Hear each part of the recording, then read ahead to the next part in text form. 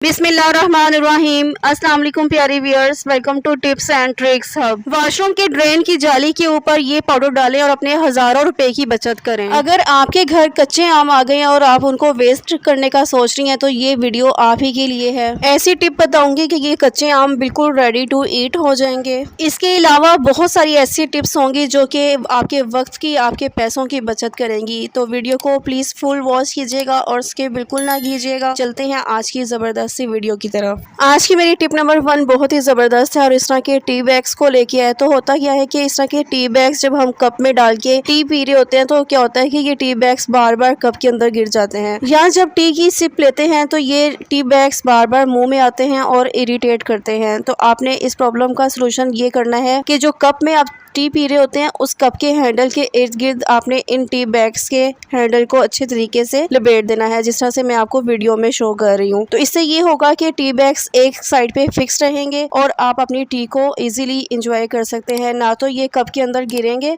ना ही आपके घूंट के अंदर ये मुंह में आएंगे। टिप नंबर 2 भी बहुत ज़बरदस्त है और बेस्ट आउट ऑफ वेस्ट से रिलेटेड है। तो आपने क्या करना है कि जब आप अपनी टी फिनिश कर लें तो इस तरह के टी बैग्स को वेस्ट ना किया करें, चाहे वो ग्रीन टी हो या ब्लैक टी हो। तो टी बैग्स को आपने क्या करना होता है कि इस तरीके से, जिस तरह मैं आपको वीडियो में शो कर रही हूँ, इसको खोल लें और इसके अंदर से सारी जो पत्ती होती है उसको आप निकाल लें। अब इस पत्ती को आपने क्या करना है, चाहे वो ग्रीन टी की हो या ब्लैक टी की हो, बारी बारी डेली आपने इन पत्ती को अपने पौधों में डाल देना है। पौधों के लिए ये बहुत ही ज़बरदस्त किस्म की खाद का काम करेगी और उनकी ग्रोथ करेगी। टिप नंबर 3 भी इन टी बैग्स से बेस्ट आउट ऑफ वेस्ट से रिलेटेड ही है। तो आपने क्या करना है कि जब इन टी बैग्स को आप यूज़ कर लें, आफ्टर यूज़ आपने इनको फ्रीज़र में रख देना है। जब ये बिल्कुल ठंडे हो जाएं तो आपने अपनी आइज़ के ऊपर इनको रख लेना है। तो इस तरह से ये होगा कि आपकी जो आंखों के नीचे अगर डार्क सर्कल्स हैं, अक्सर जैसे कि लेडीज़ के और बच्चों के भी इवन के हो जाते हैं, आहिस्ता आहिस्ता ये डार्क सर्कल इनके यूज़ से बिल्कुल ठीक होना शुरू हो जाएंगे। पानी पीने के लिए हम इस तरह की प्लास्टिक की बॉटल्स यूज़ करते हैं जो कि मेडिकली बहुत ज़्यादा इसको गलत साबित किया जा रहा है, क्योंकि प्लास्टिक का यूज़ हमारी हेल्थ के लिए हार्मफुल होता है। अगर कांच की बॉटल्स यूज़ करते हैं तो उनके टूटने का और लगने का बहुत ज़्यादा खदशा होता है, स्पेशली बच्चों के घर में। तो लास्ट में ऑप्शन हमारे पास क्या रह जाती है, इस तरह की स्टील की बॉटल्स। तो आजकल मैं इस तरह की स्टील की बॉटल्स यूज़ कर रही हूँ जो कि बेस्ट सब्स्टिट्यूट है प्लास्टिक और कांच की बॉटल्स का। तो ये मेरा पर्सनल एक्सपीरियंस था, सोचा अपनी ऑडियंस के साथ भी शेयर कर दूं। छोटी सी टिप है, उम्मीद है पसंद आई होगी। चलते हैं नेक्स्ट टिप की तरफ। इस तरह के छोटे छोटे से प्लांट्स हम अपने घर में रखते हैं, डेकोरेशन के लिए अच्छे लगते हैं, लेकिन क्या होता है कि जब आंधी आती है तो ये नीचे गिर जाते हैं लाइट वेट होने की वजह से। तो आपने क्या करना है कि इस तरह के छोटे से स्टोन्स ले लें और इन स्टोन्स को आपने इन जो प्लांट्स हैं इनके अंदर रख देना है। इससे इनका थोड़ा सा वेट हो जाएगा और जब आंधी आएगी तो ये लाइट वेट होने की वजह से नीचे नहीं गिरेंगे और देखने में भी ये मजीद प्यारे लगेंगे। इसके अलावा अगर आपके पास इस तरह के स्टोन्स नहीं है तो आप क्या कर सकती हैं कि डबल साइडेड टेप ले लें। डबल साइडेड टेप को आपने इसकी बैक साइड पे, जो नीचे वाली साइड है, वहां पे लगाना है और जहां आपने इन प्लांट्स को रखना है वहां पे आप इनको रख दें। तो डबल साइडेड टेप होने की वजह से ये बिल्कुल फिक्स हो जाएंगे। आंधी आए या तूफान आए ये प्लांट्स बिल्कुल भी नीचे नहीं गिरेंगे। कोई सा भी ब्रांड का टी बैग ले लें, उसके अंदर छोटे छोटे से फॉक की मदद से सुराख कर दें। अब इन टी बैग्स को आपने क्या करना है कि आपकी जो फ्रिज है, फ्रिज में कहीं पे भी साइड पे आपने इन टी बैग्स को लगा देना है। इससे ये होगा कि जो फ्रूट्स होते हैं, वेजिटेबल्स होती हैं हमारी फ्रिज के अंदर और उनकी स्मेल दूध में से आना शुरू हो जाती है, तो ये प्रॉब्लम आपकी सॉल्व हो जाएगी इन टी बैग्स की मदद से। गर्मियों में इस तरह के शूज पहने जाते हैं और आगे बरसात का मौसम और आ रहा है तो बारिश के मौसम में भी कभी कभी इस तरह के शूज जो हैं वो भीग जाते हैं और बहुत ज्यादा स्मेल आना शुरू हो जाती है। तो सिंपल सा मेथड है, इसी तरह से आपने टी बैग लेना है, टी बैग के अंदर फॉक की मदद से छोटे छोटे से होल कर लें।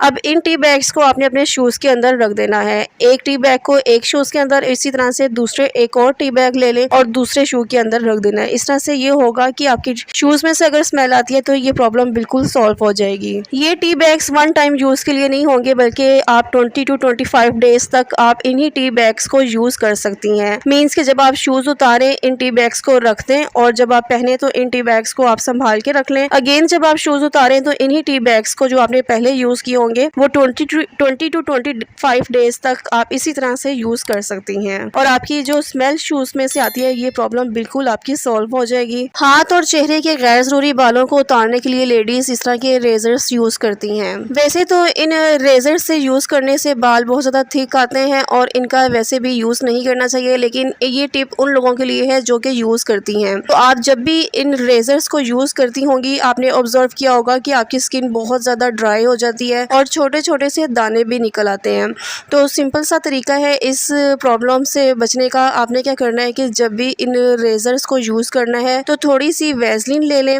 अगर वैसलीन नहीं है तो कोई सा भी मॉइस्चराइजिंग लोशन जो आप यूज़ करती हैं वो ले लें और जहाँ से भी आपने बाल उतारने हैं हाथ या पाँव से या चेहरे से तो वहाँ पे आपने वैसलीन या लोशन को अप्लाई करना है। उसके बाद आपने अपने बाल इस रेजर्स के साथ उतारने हैं। तो इससे ये होगा ना तो आपकी स्किन ड्राई होगी ना ही दाने बनेंगे और स्किन भी मॉइस्चराइज रहेगी, नरम और मुलायम रहेगी। अक्सर क्या होता है कि हमारे घरों में कच्चे आम आ जाते हैं और ना तो उनको वेस्ट करने का दिल कर रहा होता है ना ही यूजेबल होते हैं। तो या तो इनका कैरी का शरबत बना लिया करें या इनको पका लिया करें। पकाने के लिए हमारी जो बड़े बूढ़ियाँ हैं वो बहुत ही अमेजिंग किस्म का मेथड यूज़ करती थी।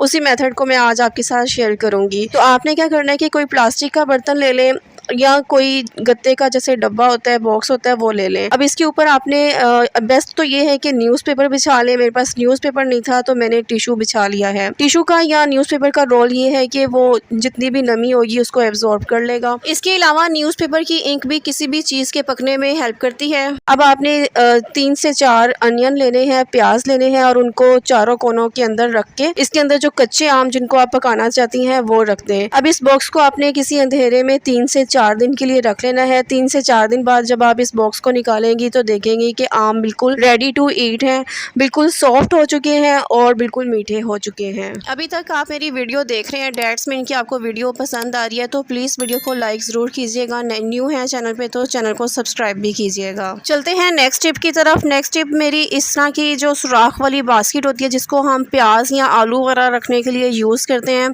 तो हमेशा कोई सुराख वाली टोकरी के अंदर प्याज को रखा करें ताकि इसको हवा लगती रहे और हवा के अंदर जो मॉइस्चर होता है, जैसे कि आजकल हवा के अंदर बहुत ज़्यादा नमी होती है, उनको एब्जॉर्ब करने के लिए इस प्याज वगैरह के नीचे कोई अखबार या कोई टिश्यू पेपर बिछा लिया करें ताकि हवा में सारी नमी ये जो अखबार है या टिश्यू पेपर है ये अपने अंदर जस्ट कर ले। अखबार या टिश्यू पेपर का एक और फ़ायदा ये होगा कि प्याज के जितने भी छिलके होंगे वो इन सुराखों से निकल के नीचे नहीं बिखरेंगे बल्कि इसी के अंदर रहेंगे और हमें सफाई करने में भी आसानी रहेगी। यहाँ बिगनर्स को मैं ये टिप भी देती जाऊँ कि कभी भी प्याज के साथ आलू वगैरह ना रखें, क्योंकि प्याज के साथ आलू रखेंगे तो आलू बहुत जल्दी ख़राब हो जाएंगे, गल जाएंगे। आम को फलों का बादशाह कहा जाता है, लेकिन इसको खाने का तरीका होता है। तरीका ये है कि जब भी आप आम खाएं उससे आधा घंटा पहले पानी में भिगो दें। जब आप पानी में अच्छे तरीके से आधे घंटे के लिए आम को भिगो कर रखेंगी तो आम की जितनी भी गर्म तासीर है वो पानी में आ जाएगी और आप इन आम को जब यूज़ करेंगे तो वो गर्म तासीर आपकी बॉडी में नहीं जाएगी और आपकी हेल्थ के लिए हार्मफुल नहीं होगी। आम खून बनाने में बहुत ज़्यादा हेल्प करता है और इसके अलावा इसके साथ जब भी आप आम को यूज़ करें लस्सी का यूज़ ज़रूर किया करें। बस इन छोटी छोटी टिप्स के ऊपर अगर आप अमल करेंगी तो अपनी सेहत का भी ख्याल रखेंगी और अपने प्यारों की सेहत का भी ख्याल रख पाएंगी। मेरी नेक्स्ट टिप भी बहुत ज़बरदस्त है और आजकल की बिल्कुल सीज़न के लिहाज से है। तो क्या होता है कि जैसे कि बकरा ईद गुजरी है तो ड्रेन के अंदर किसी एक भी ड्रेन के अंदर ब्लड वगैरह चला जाए तो पूरे घर की ड्रेन के अंदर से स्मेल आना शुरू हो जाती है जो कि पूरे घर में फैल जाती है। आगे बरसात का मौसम आ रहा है तो ये तो प्रॉब्लम हर घर में फेस करनी पड़ेगी कि अक्सर जो है ड्रेन बंद हो जाएंगे, चाहे सिंक की हों चाहे वाशरूम की हों, और इन ड्रेन्स में से स्मेल भी आना शुरू हो जाएगी। तो सिंपल सा एक मेथड है, एक मैं आपको सोल्यूशन बनाना सिखाती हूँ कि जो कि आप उसमें ड्रेन वगैरह में डालेंगे तो बिल्कुल ये ड्रेन में से ना तो स्मेल आएगी और ड्रेन जो है वो फ़ौरन खुल जाएंगे। तो आपने क्या करना है कि 2 बड़े चम्मच एक प्लेट के अंदर डाल लें नमक के और इसी तरह से 2 ही चम्मच आपने बेकिंग सोडा जिसको मीठा सोडा कहते हैं वो भी डाल लें। नमक और मीठा सोडा की क्वांटिटी आप कम या ज़्यादा कर सकते हैं। आपने अगर एक ड्रेन में डालना है तो ये क्वांटिटी इनफ होगी, अगर 2 ड्रेन्स में डालना है तो इस क्वांटिटी को डबल कर लें। इस क्वांटिटी को आप अपने यूज़ के मुताबिक एडजस्ट कर सकती हैं। अब वॉशरूम के ड्रेन की जाली के ऊपर डाल दें या सिंक की जाली के ऊपर डाल दें, जहाँ पे भी आपने इसका यूज़ करना है वहाँ पे आपने इस पाउडर को सिंपली डाल देना है।